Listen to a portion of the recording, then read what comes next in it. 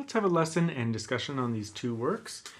Follow the lesson for free and pick up some of the tips and learn a little bit about the pieces. But if you're interested, I do have a sheet music edition of both of these works, and there's a link for that in the description.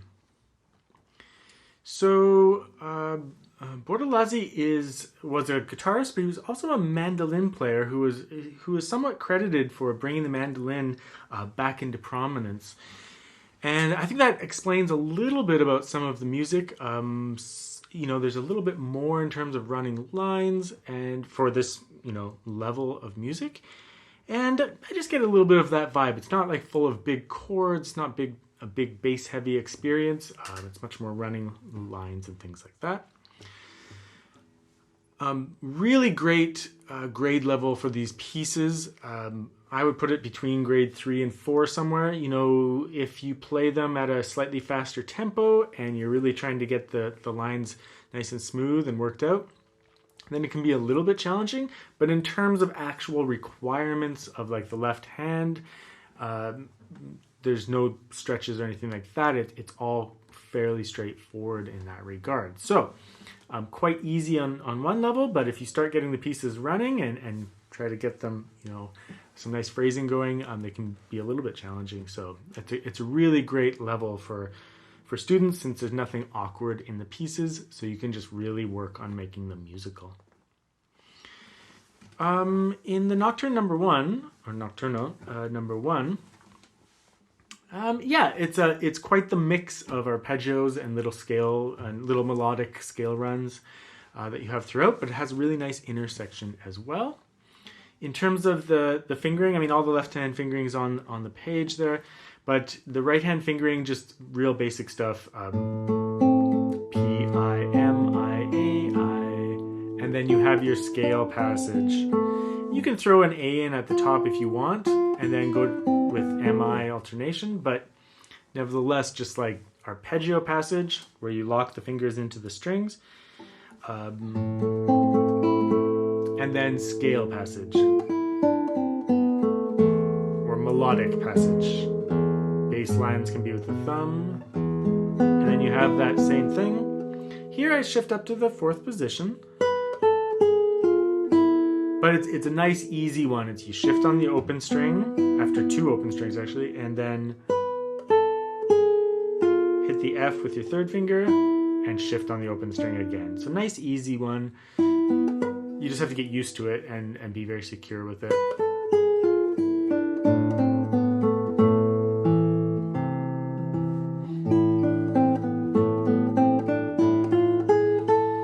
I always want to play an F sharp there,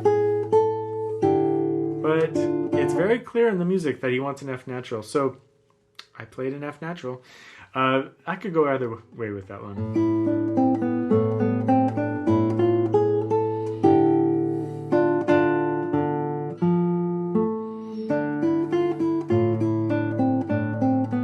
I go P, I, A, I, A, I, A, I, A.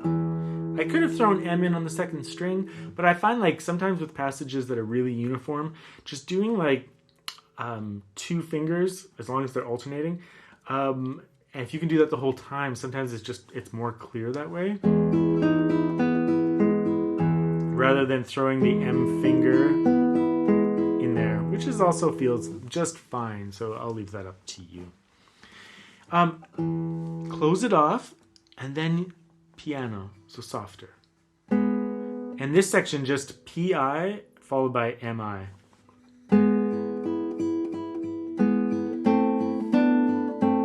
Now that fingering there, 3-4, just make sure your hand is aligned. If your hand is misaligned, like this, then when you try to get that, it'll feel really awkward and very difficult. But watch what happens if I just take that knuckle and align my hand like it should be. Then I can reach that no problem. You just throw your fingers down on it. So it's all about alignment. A slight misalignment, you can see what that does. It makes it a big stretch. So it's not though if you're aligned.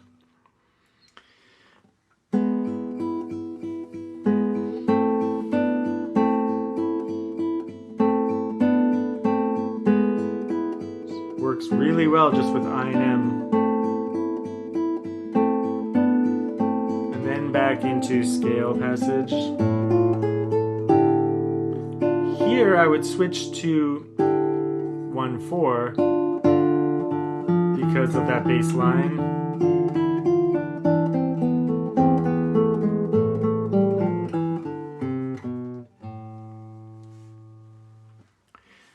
This piece could go at lots of different possible tempos. It could go quite slower.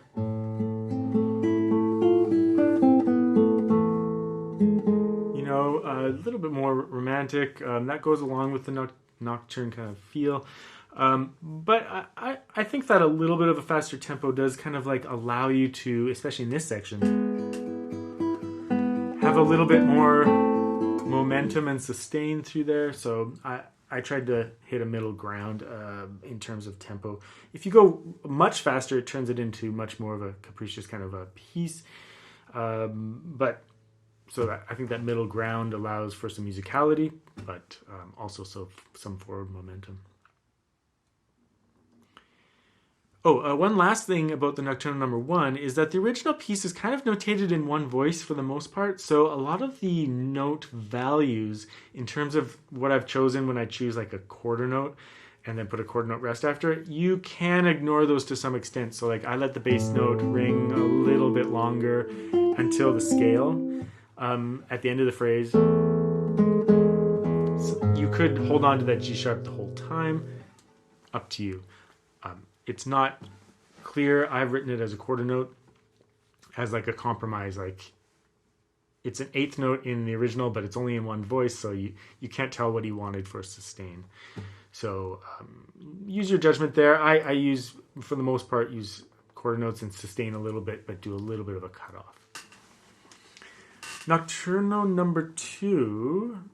Nocturno No. 2. So in this one, much more of an arpeggio texture, but with some little fun kind of like, every once in a while he throws in a fun little thing to do.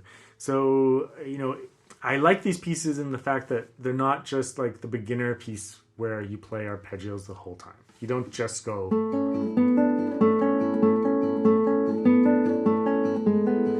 You don't just do that. He throws in, you know, little things like that, or, you know, later on, in like little tiny interest points. So it's a nice piece in that regard. And also very nice in this piece that it starts in major, goes to minor, and then you return. In terms of the layout of the piece, you do all the repeats as written, but when you do the DC al fine, you go back to the beginning, and then you just play to the fine without repeats. I'll go slower.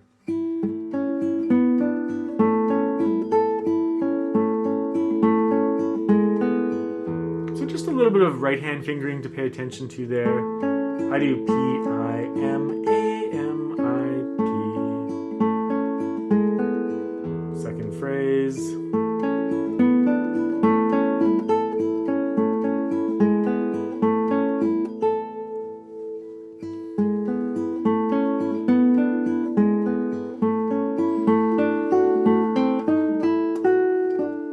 A funny line, so I would really not shy away from it and use quite a bit of rubato there as like a breaking point, because like the notes themselves, they don't speak to me a lot. They almost seem like a mistake, but you know, if you treat it like it's just a little like interest in between the two phrases,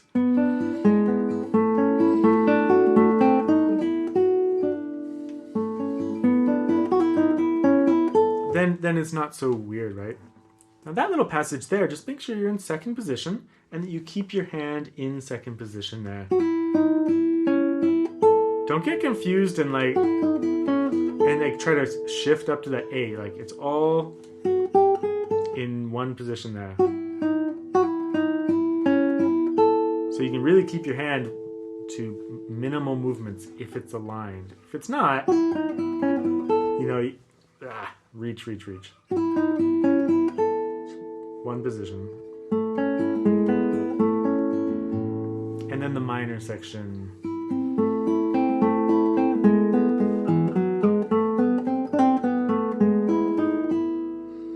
I've written in that in two voices there. It's just in one voice in the original. So the sustain of my bass notes there is not always possible. I've just written that way for a nice clean score with some bass separation.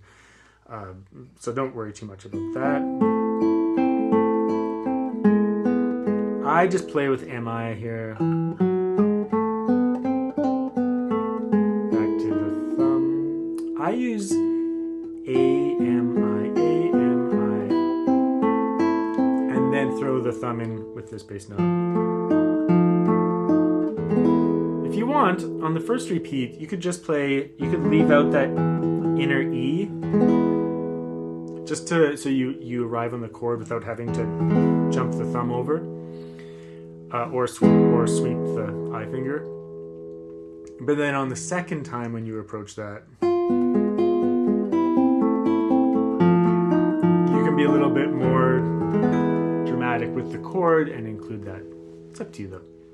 And then you return and play to the finale. So a nice little piece, again, at a wonderful level that offers, you know, the early intermediate student some challenges, but nothing awkward or specifically difficult.